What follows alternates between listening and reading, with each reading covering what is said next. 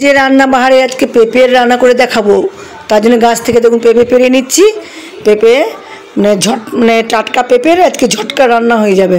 তারপর পেঁপেটা পেরে নিয়ে ধুয়ে ছোটো ছোটো করে পিস করে কেটে নিয়ে তার সঙ্গে একটু আলুও কেটে নিয়ে ধুয়ে রেখে দিয়েছি।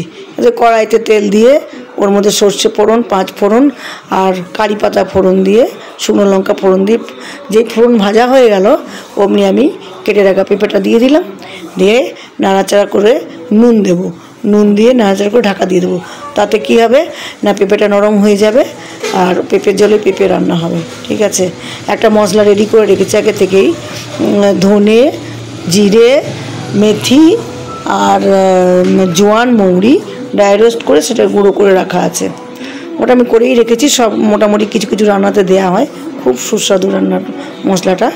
এবার ঢাকা খুলবো, ঢাকা খুলে একটু নাড়াচাড়া করব, করে ওর মধ্যে দেব একটু আদা কুঁড়ো, একটু নেড়ে নেবো। তারপর দেবো হলুদ গুঁড়ো, কাশ্মীরি লঙ্কার গুঁড়ো, কাঁচা লঙ্কা দিয়ে নাড়াচাড়া করে ঢাকা দিয়ে দেবো।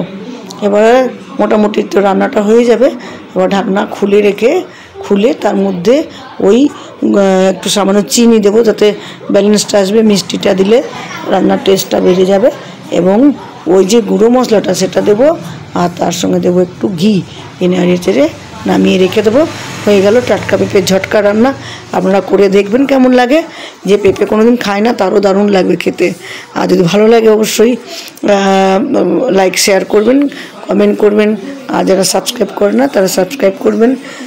থ্যাংক ইউ সবাইকে, ভালো থাকুন।